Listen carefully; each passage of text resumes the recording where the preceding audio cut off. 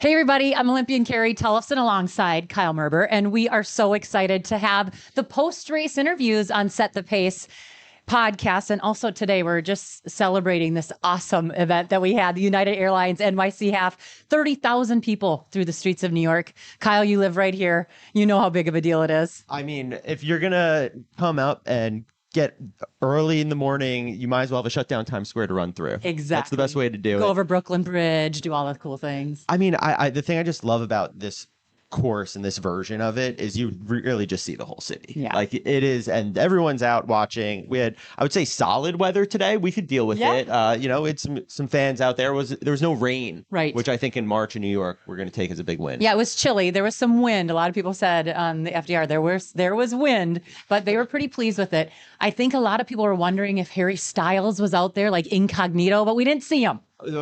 Yeah, I mean, he might have been in that front pack. It sounds like things are going quite well with his training these days. But no, I mean, it was really great races. And the thing that I love about the New York Half and the New York Full is it's racing. It is not about the clock here. It is about beating the other people on the course. And I think particularly in that men's race, we saw that it was a true race. Yeah, huge pack all the way until we saw Adrian Wieldskoot.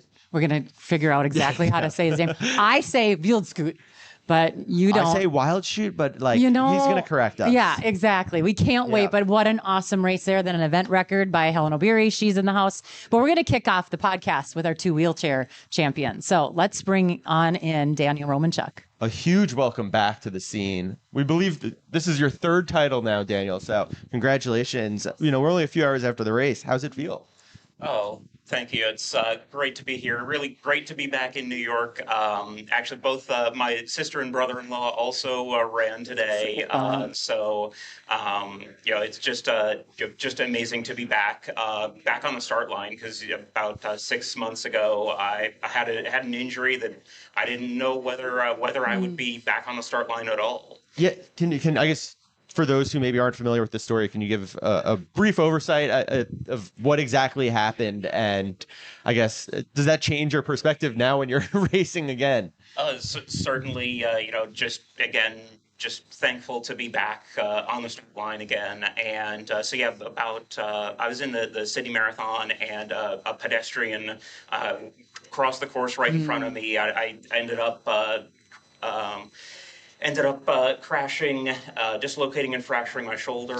But again, really just thankful to be back.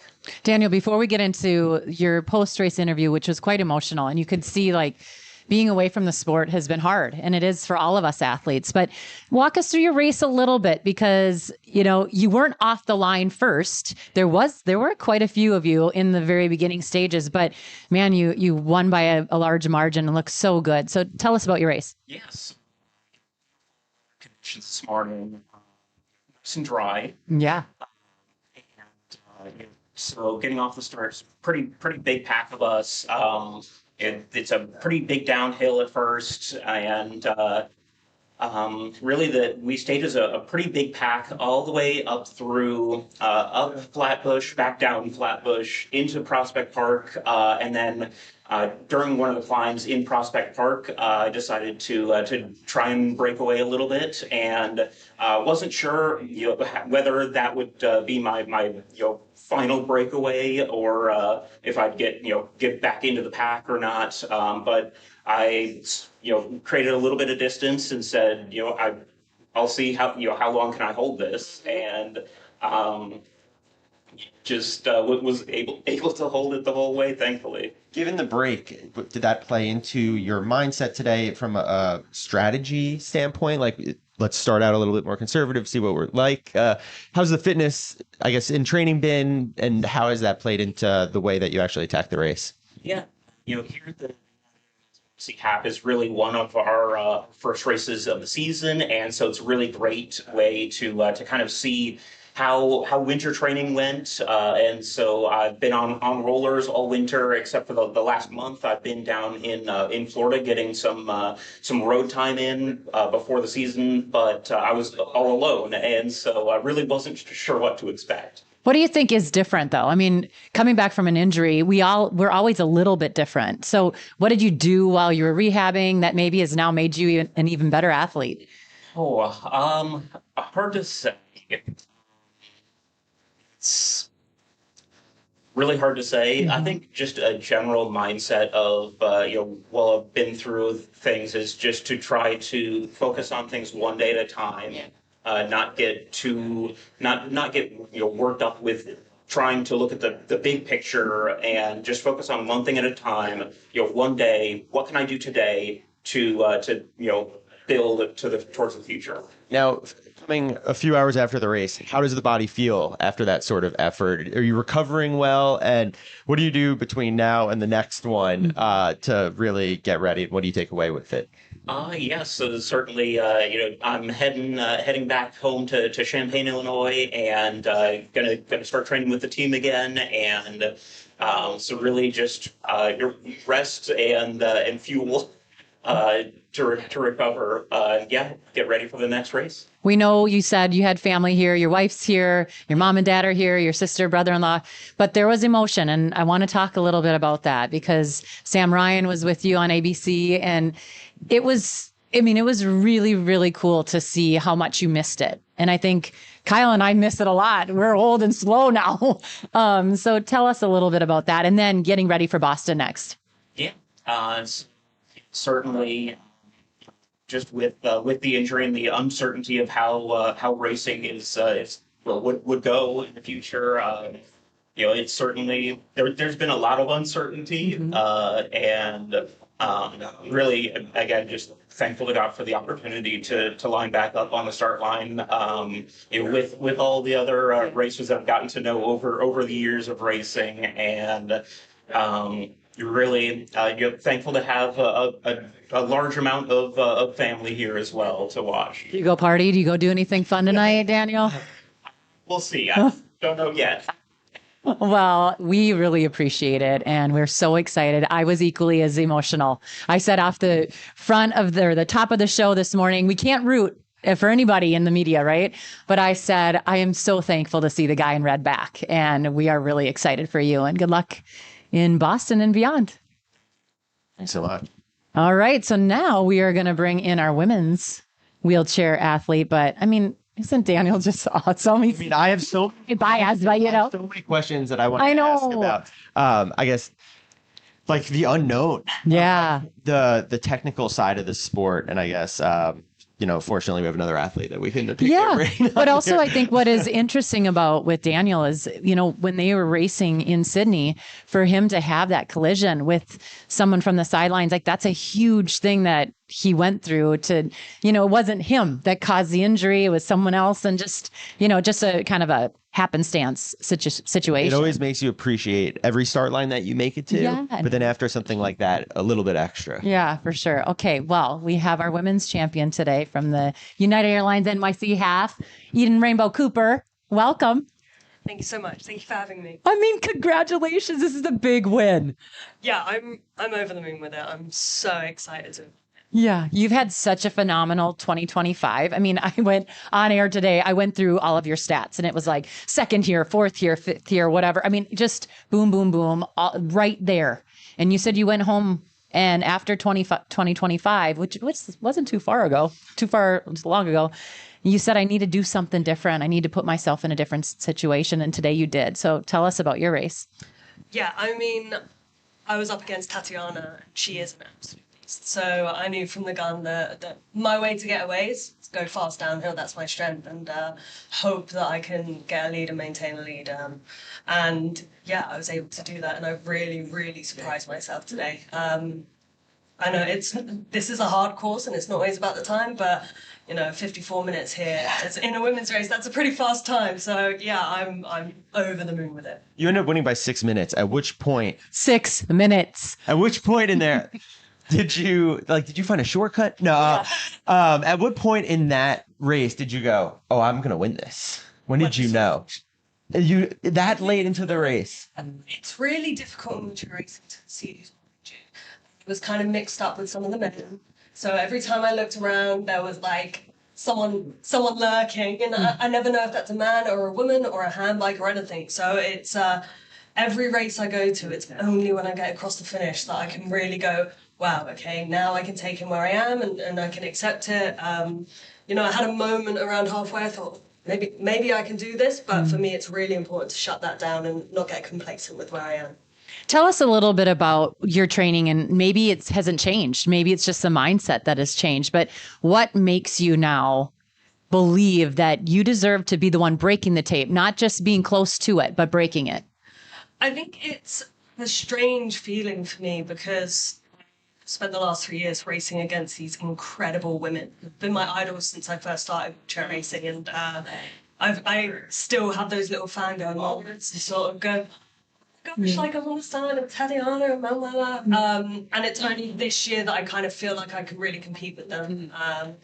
And most of that is just experience, you know, maybe sort of getting a little bit older. Taking it as it comes. But in terms of training, not much has changed. I've just got this newfound sort of confidence in myself, and I'm ready to go and push the limits and find out what I can do. Was it 2024 Boston that you won? And I remember afterwards you didn't have a sponsor at the time. Tell us the status of that now, and like, has life changed since Boston? No, not really. Oh, come on. Still unsponsored. I'm lucky that wonderful charity that's been supporting me get kids going, so I found some help from them, but you know, I'm still working, I'm still training and doing it all myself. When you say working, what are you doing? I'm a digital marketer for a construction company in the UK, so I wake up, I train, go to work, train again, then repeat every day. Does that give you a little bit of balance that you're not only competing and training and having something else in life? For sure. I think like I'm only 24, so it's really important for me to not put everything into sport. I think just for a mental health perspective, to have something that I can come away from for a few hours and go, okay, this is a completely different world, is really, really helpful to me. Eden, do you feel like you're just getting started? I mean, we've seen you now for the last few years, but you look at your shipper who was, again, in this race and did great, and he's won this race twice. He's my age. I think he's like 49 years old. Just told the whole world how old I'm getting. But, he's still in it and you're just starting. So like, do you feel like you have a long time still to get going here and to hopefully crack some more tapes? Absolutely. Racing, especially in the road races, with age comes a lot more experience and a lot more speed. We've got so many people breaking records everywhere that are sort of in their late 30s and 40s. For me, I really hope that my career can span like another 20 years, but it just take it as it comes. We know that you obviously have the speed. Talk about that half distance. Like, what do you take away from the half? Is it your favorite distance right now? What do you take away from the experience, and what are you learning from today? I really like a half. For me, in my head, I go, a half's like not too long. It's only an hour. So I can really just push my body to the absolute limit, like max heart rate the whole way. And today out there, I felt really, really good. And I thought, do you know what? I'm happy to push as hard as I can. And if I die at 20K and everyone overtakes me, so be it. I just want to find out what's possible, and the half is a really good place to do that. So we talk so much about times with us runners that are in the half marathon, but I don't see that you guys talk a lot about times in the wheelchair event. So do you have metrics that you wear? Are you comparing that, or is it just straight up like, which I love, all about the win? It depends on your goal, but I will say that for us, our times depend so much on the weather. Yeah. There can be the difference in a half of 10 minutes from year to year. So I think for a lot of us, time isn't the only indicator of how well a race is. It can be so many different things. For me today, my only goal was to have some good uphills. So that for me was like my main thing. And other people, it might be to improve their cornering. But I think times for us don't mean as much maybe as they do to the others. Do you fuel in ahead? Yeah, I do. It depends, but so I tend to do a lot of pre-fueling. So I take like a pickle shot. Oh, okay. No, take a back shot. Maybe after. Because for me, that really helps with hydration and cramping. then during the race, just carb drink. It's difficult though because we have to carry everything ourselves. Yeah. And if we drop something like that, that's gone. We can't get it back. So it's really important that we make sure we have enough fluid, but we're not taking too much because of extra weight. So yeah, it's a little bit more complicated for us than it seems. I feel very fortunate to have this opportunity to ask you questions. Can I nerd out a little? What is a warm up like for you? Like, how do you get to the start line? What's going on beforehand besides just drinking pickle juice? I'm going to be known for that now. Yeah, I know. So for me, I do a lot of like stretching beforehand, just because like we are condensed in those chairs. You know, I don't know if you've ever tried kneeling and putting your back down for an hour or 2 hours, but it's not comfortable. So that's a big part for me. And then I like to have a long warm up. So I like to do like 5, 6, 7 kilometers. Really get myself moving, get comfortable in the chair and stuff like that. So you go out to the start line and then you're doing your 5, 6, 7. Okay. So a lot of it is beforehand, but it's just trying to get the body ready to go through again. Do you do strides like in the same way that runners would? Like you hit it really fast beforehand to prep the body, or is it such a momentum, especially the way, I mean, you close out? Like, how warm are you on the start line? I mean, today we were pretty cold. I'll be Yeah. honest. Today was pretty cold, so it's, you know, we sort of try and warm up as much as possible, but where some of the runners can sort of run on the spot, jump up and down. Once we're on the start line, we're on the start line. You don't want to get held. Yeah, exactly. But we can't move, we can't do anything. Yeah. So it's important that you know sort of what your limit is beforehand. For me, I don't tend to do sort of much stride stuff. It's just consistent pushing, you know, my warm-up heart rate. Just getting the body moving, getting it loose. But I know that so many people will do. So like, yeah, there's so many different things. But lots of gear. I mean, you guys have 3D printed gloves. Some of you wear like, I don't know the actual term, but the plastic medical, like what the, you know, nurses wear and stuff. Yeah, you wear those kind of gloves. You have sandpaper sometimes. Like there is a whole thing that goes into it. Yeah, I think it's so much more that goes in than what people may realize. So a lot of people don't realize that we actually kind of punch the push rim and grab it. Yeah. So, you know, it's protecting our hands, and you say the plastic gloves, we have 3D printed gloves. Some people don't. So there's so many different things. Cool. Chairs and wheels and tires. It's like you have a car that you're trying to prep for a race as well. Yeah. What do you, coming out of the race now, a few hours later, I'm thinking about tomorrow, like what hurts the most, I guess? Is it your back? Is it your arms? Is it the hands? Are you just exhausted? What does tomorrow feel like? For me, it's actually my legs. So I have full feeling in my legs, which a lot of people don't. But it's like me and my feel, and that's really for me. So if it were like if I didn't have full feeling in my legs, I'd probably like do the ultras and stuff like that. But yeah, normally tomorrow I'll be a little bit battered. But it's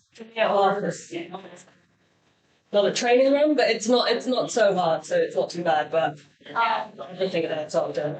So we're going to see you in Boston, and then what's after that? London, 6 days later. Oh my God! Oh, it's a tough. There you go. Oh well, good luck to you. Congratulations! It was so fun to watch you race today. Thank you so much.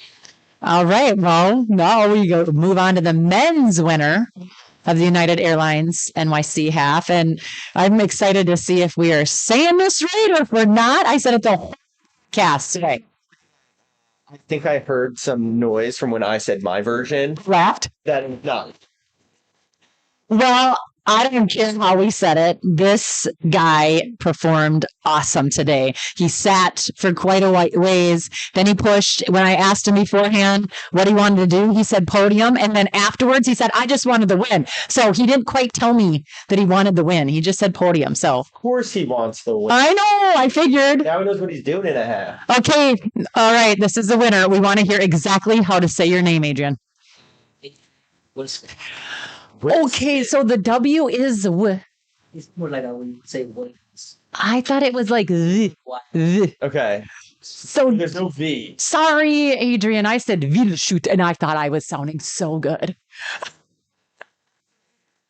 You like the half, huh? I mean, you're 2 for 2 on having some really good ones. Did you feel now, like with some experience under your belt coming into today, did you have a different mindset because you knew what you're getting into?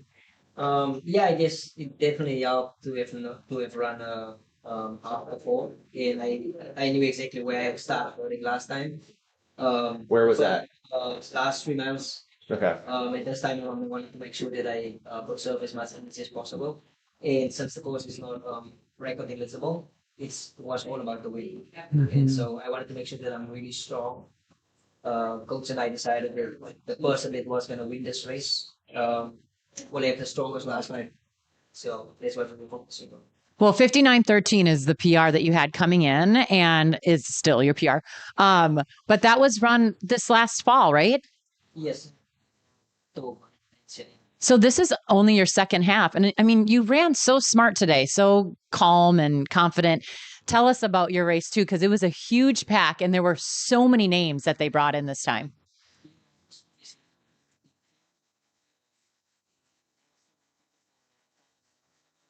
see a little bit. Yes, but I wanted to be sure.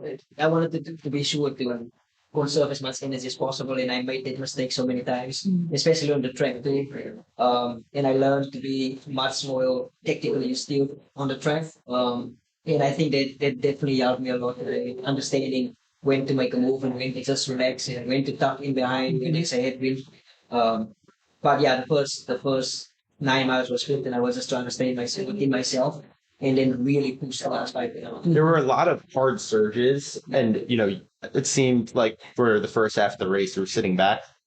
Was it tempting to respond to every single surge like that? And I guess how much more difficult does that make a race as opposed to when you're on the track now with pace lights and then it's just clicking off. Now today was a real race, and so yeah, how did you respond to all those moves that were happening? Yeah, of course, that makes it a lot more harder because you never really know when somebody's gonna make a move and just keep on going.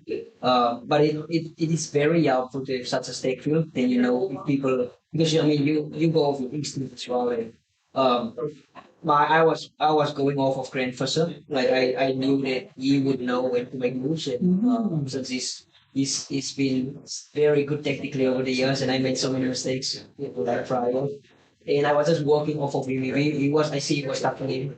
Then I was just like relaxing a bit. And then, but towards 10 miles or 9 miles, I could see, I felt really good. And I was like, at some point, I just want to get up the bridge and then make a big surge down the hill. And then, because after the downhill, you get one hill again. And so I wanted to keep on pushing up that hill.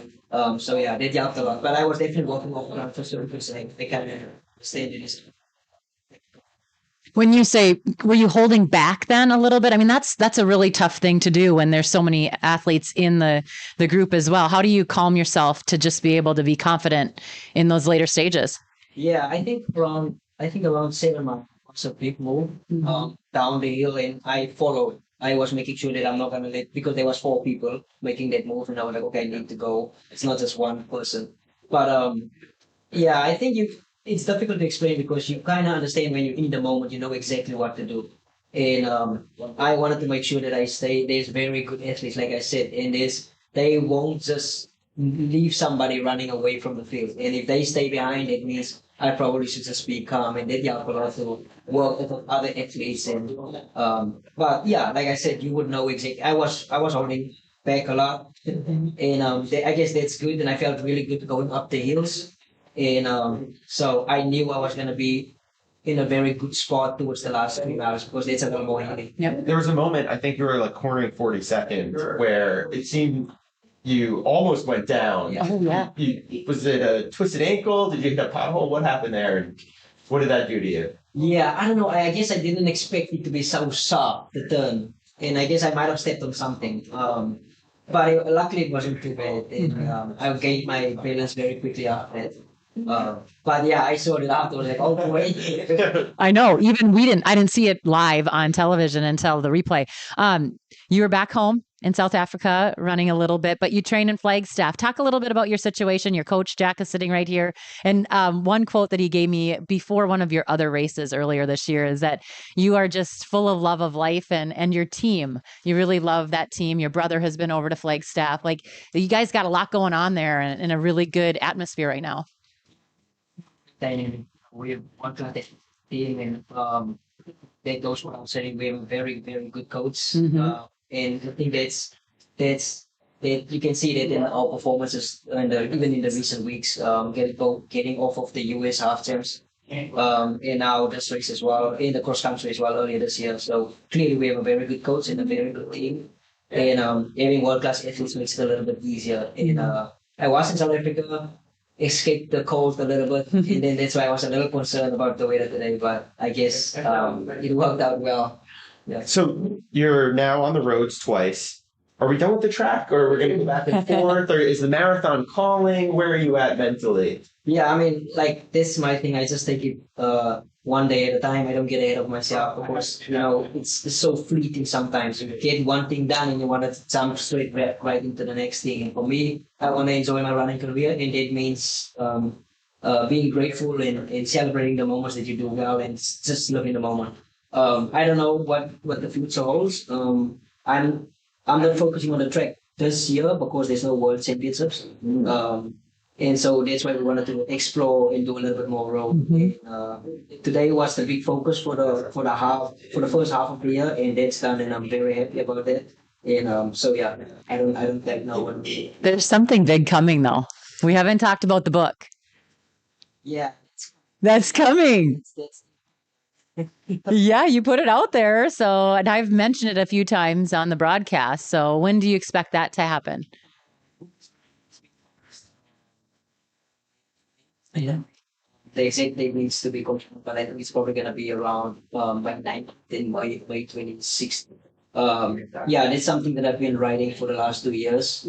And I'm very happy that it's approaching the end now, and I can just relax because that's the thing. Like coming out of college, you do like NCAA's and you in school, you're always busy, and as a pro, you get done with training and you're just like laying around. That's not never really my nature. So I always trying to find things to do.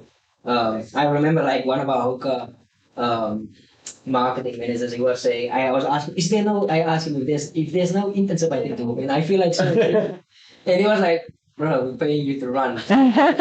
So yeah, no, I like to keep busy, and it was great for me, especially from a South African standpoint.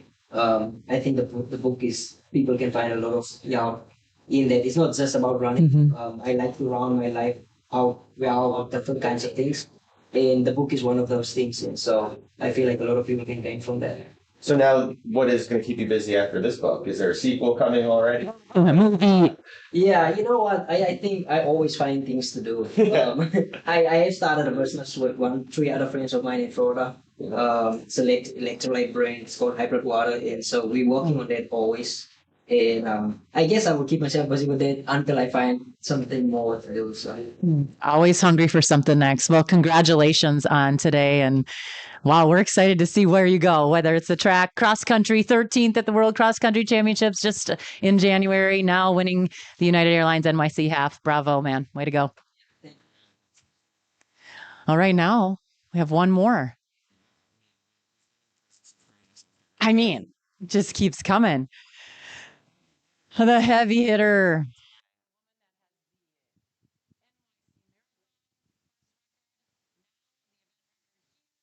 United Airlines NYC Half, Miss Helen O'Beary.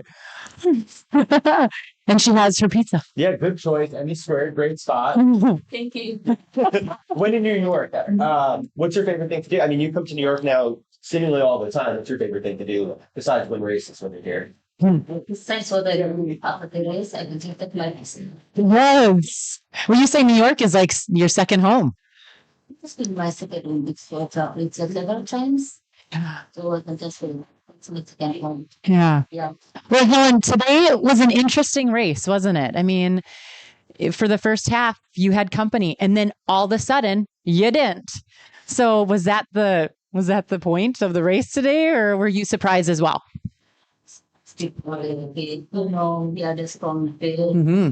Ines was there with me, and then the others feel very strong. Yeah. We need one cross country, cross country again. Yeah. So she likes to go the hard race. So it was ready for the hard race. But I wasn't thinking like she wanna do that in status. But for me, it was like that. We need to just try to do myself, Yeah. hard, and see how far I can go because, like, I'm preparing for the marathon. And I've not changed anything in my body. So I was just to see how my level, my fitness. Sure. Yeah, I mean, the London Marathon coming up, it's going to be one of the great fields that we've ever seen. What did you take from today, and what did you learn about your fitness here? So far, I can say, like, I'm motivated because I have 6 weeks of training in the quarters for healing. So we have seen what I've done. And so far, seeing like what I've done, because I'm not like 100% of my weakness because, we still have time. So I can say like I'm in a very good place. If we can just train that 7 weeks, so in preparation to go as we said before and everything going well. So we will hopefully put on there and run another. You have run so well over 26.2, but we've seen you run well over the 1,500, even 800 meters, cross country, all of it. You've done it all. But this past year, you really have done quite a few 10Ks. You've done some different distances. Is that just to keep you excited about the sport, or is there an actual reason to drop down and get the legs going? I mean, what is your best distance? Nobody knows. I can say all are the best my distances because I know I love doing 10Ks, I love doing half marathons. Yeah. And I've been doing track for a while. So last year we said like I need to get my speed back, I need to get my legs back towards the marathon. So we decided to do 10Ks so that 10Ks I can get to the speed. Yep. And also I was preparing for the marathon. So we said it's the right time, it's the right moment to do several 10K to see how my speed is. And I say like, no, it's okay now because I was training with the track ladies there, they are helping me to push me with the speed. And then we said like, now if I do like, I think I did like 3 10Ks last year. Because I remember when I did it was 2023. Yeah. It's like how much I can do to have marathon. So like if you have a speed, you can just do all the distances for like to track about yourself and just to track about what you're doing. Yeah, but not going back to the track.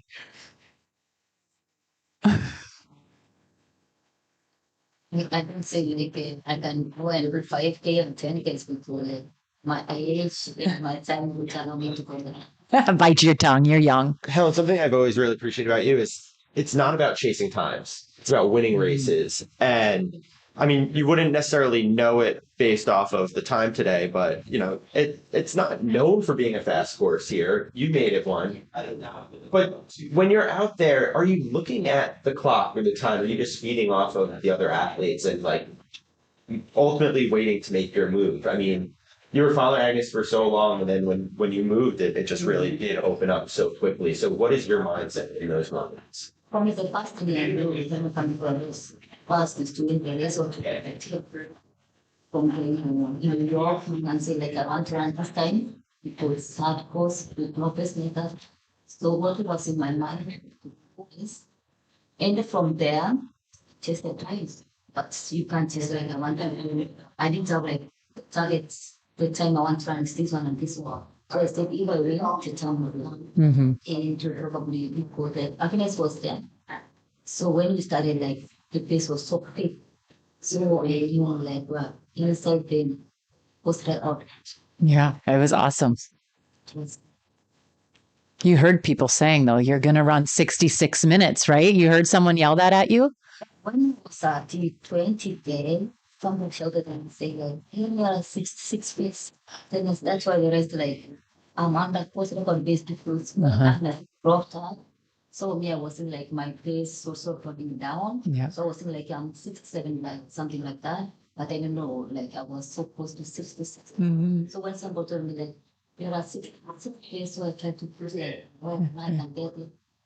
Well, let's talk a little bit about the spring. So this is a little bit of a different spring. Normally we see you either here in New York or in Boston, but now you're making the trip across the pond to London, and it's a flat, fast course. It's different than what you've been running lately. Even the Olympic Games was super hilly. Boston's hilly, New York's hilly. So what's your prep like for London? Has it been different or about the same? I think the right choice to go to London Marathon because, you know, sometimes you need to change your mind, and sometimes you need to change your training, and sometimes you need to see how far your legs can go into the faster course. So I said, now this is the right time, this is the right moment to do the London Marathon. With the happening, of course, I love also marathon. And I like to do the marathon without the best pass. So I said, like, I'm not going to target, like, I want to do this time and this time, is to see how far my legs can do and how far I can go faster because we have women pacemaker.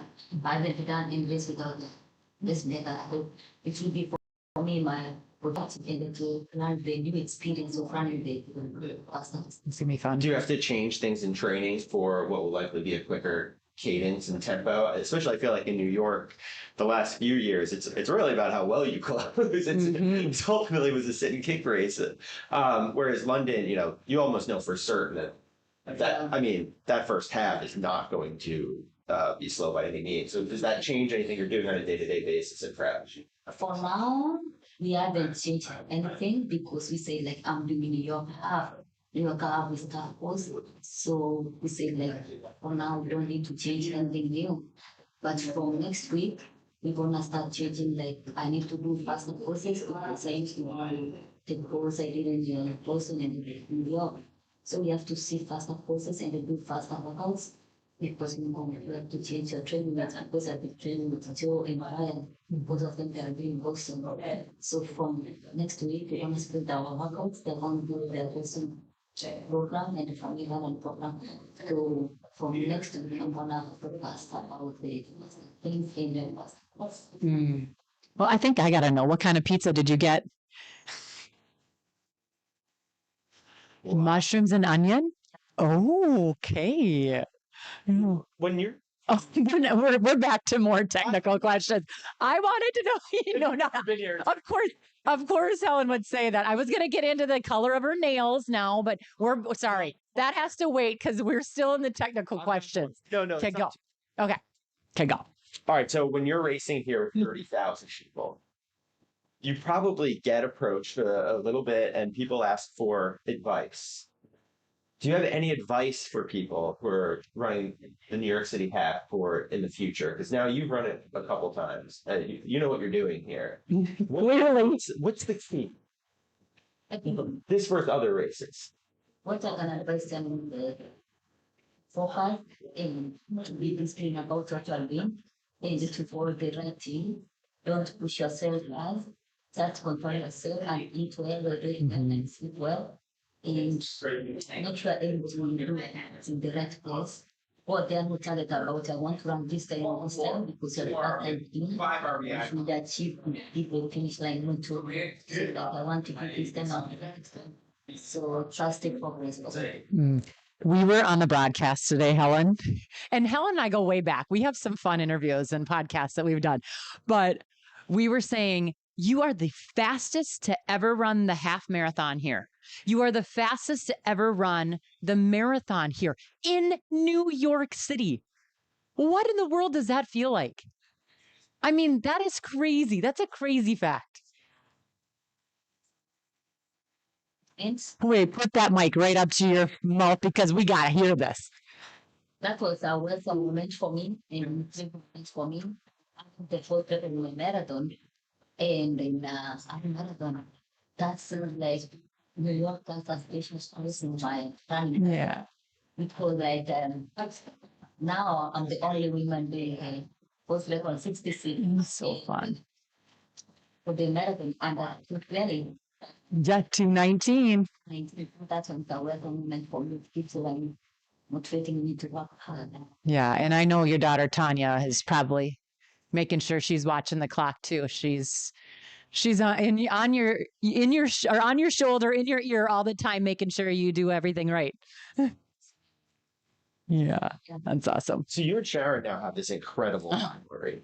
I mean, she finished second today. It seems like you guys just are always neck and neck at the end of races. What is that like? I mean, you guys keep each other honest. Is it a friendly rivalry? Are you warming up together? You like what is the I guess, atmosphere like when you two are on a start line because it's so often and it always delivers. Yes, I remember good friends. During warm-up, we can do it well. And as you can see, like when was standing, just time started together. And we always talk. But you know, when it comes to competition, it's different sports. But that shows that like, there's no enmity in sports. It's all about things. You know, sports can bring all together. And that's why I used to travel from sports. So I do feel like it's a friendship after sports, there's life. And after competition, we see each other. Congratulations, you married. Yeah. So that's why we say that it's all about sports and we have to keep our friendship. Well, congratulations. Another big win for you, and so fun for us to be able to call your name across the line. Best of luck in training prep for London. We're going to be excited to see what you do there next. Thank you. Well, Kyle, that was pretty cool. Yeah. I mean, I always just like nerding out. Opportunity. I mean, I wish we had all day with them. Like I could talk to them all day, but they got to get some stuff done. Yeah. It's funny. I feel like after a half, if you're a winner, you actually don't feel that terrible. Yeah, I'm sure those who did not win don't feel quite as good. Yeah. Winners after a half, like they do still have a lot of life in them. Yeah. You can cool down after a marathon. There's no reason. Well, and most of them are like going to stay tonight and they'll run in Central Park tomorrow, get a good run in. A lot of them might want to look at the course, the 26.2. I know that that's what New York Road Runners would hope is that if they come here to run the half, eventually they'll come back. It's like a college recruiting trip in a way. Totally. It's like, hey, you like that half? You know, even twice as fun. The mini, or we have the Fifth Ave. They like to bring them all back. Yeah, no, it was a really great day. I just the competition out there. It was just some of the deepest fields I think we've ever seen, and Agnes strung it out early on the women's side, so you probably didn't have like the full appreciation the men, which was 14, 15 guys running together through the streets the entire time. But it's just amazing how this is just such a standard spot on the calendar now for all the athletes. It's perfectly situated for a spring marathon in the buildup. It really is. It really is. And as you were saying, thinking about the men, that field was so deep. The women, they had a deep field too, but I would think the men had probably the deepest field that we've seen maybe ever here. And it did look like at times where we had a bunch of newbies and then a bunch of veterans. There weren't a lot of guys that have done, 5, 10. They're either their second or third half marathon or their first, like Grant Fisher. Yeah. Or they were veterans. So it was really interesting. And I think I just heard some champagne get popped. Yeah. Did you hear rightfully that? So. But yeah, Grant Fisher, let's just touch on him a little bit. I mean, so Grant, I believe finished 14th today, was in that lead pack for the large majority of the race, sat back. We never really saw him up front, taking too much of the win, but it's a good learning experience. I know he didn't have the perfect build up into this. And so for him to come out, get a feeler and learn, I do think that we often make this mistake of saying, well, you've run fast on the track, so it's a perfect translation. And even though Grant has run well in cross before, it's still a learning experience. And I think he probably comes away from today with a lot of lessons to take into the next future builds. Totally. So much respect for the distance and just great races all around. All 4 of the races and the 30,000 plus behind it was pretty cool. Yeah. I have such appreciation for people like Helen and Adrian who are of that mindset of just like they'll race anything, anytime, anywhere, any surface. Yeah. And to see someone who's historically been a track specialist like Grant, I don't think that you have to, when you taste the roads, commit. You can go back and forth with a half. And so we're seeing it more and more. It's a good way to spend the winter as well, as you're running the big miles anyway. So you might as well put them to use. Yeah, mix it up. And also to Daniel and Eden. I mean, for me, maybe the most fun was seeing how emotional Daniel was after, to see him back. Like, we love this sport, all of us, no matter if you're racing, part of the staff, whatever it is, like there is a true family. And I think that's what he missed the most. And that was pretty cool. And then Eden, just to see the fire and the determination she has to be on top. She has such a great resume already. Like, she could go home today and retire and she'd be one of the best we've ever seen. But for her to say, no, I want to win, and we need to get her a sponsor and we need to keep rooting for her because she is a bright hope in that wheelchair division. Yeah, I think the thing that the wheelchair athletes bring is those stories. Yes. And like they're so motivating. They can be translated from like their experiences and what Daniel overcame to make it back to the start line to all of us. And so and we just don't appreciate as non-wheelchair athletes the technical side and like how many things can go wrong. Yeah. So just being able to make it to the finish line is an accomplishment in of itself. But it's for everyone. Yeah. Really cool day. Thank you for joining us. Yeah, it's super fun. Thanks for CITIUS Mag for joining us and for the New York Roadrunners Set the Pace podcast. I'm Carrie Tollefson. This is Kyle Merber. We had an awesome day at the 2026 United Airlines NYC Half. See you next year.